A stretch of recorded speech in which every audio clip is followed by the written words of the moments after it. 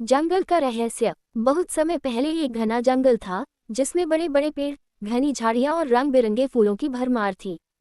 इस जंगल में हर प्रकार के जानवर रहते थे, शेर, हाथी, बंदर, हिरन और कई पक्षी।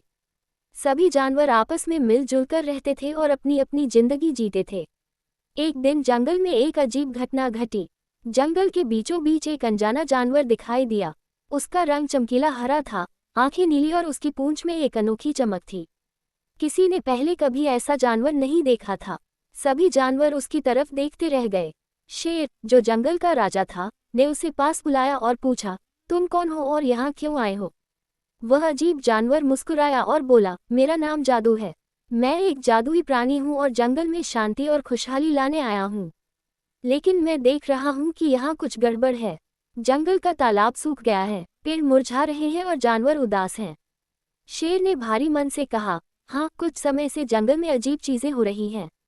बारिश नहीं हो रही है, खाने की कमी हो रही है और हम सब बहुत परेशान हैं।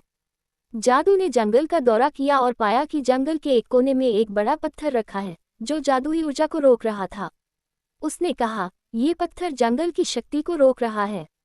इसे हटाना होगा, लेकिन यह इतना आसान नहीं है।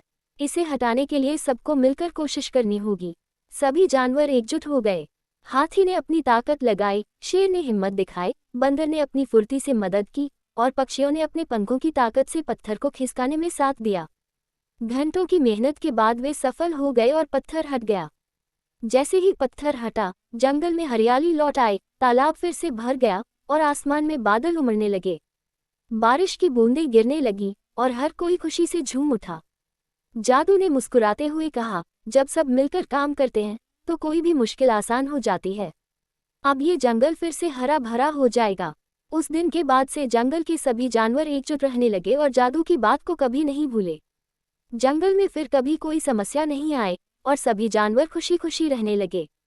इस तरह जादू ने न सिर्फ जंगल को बचाया, बल्कि सभी को एकता और सहयोग की ताकत भी सिखाई।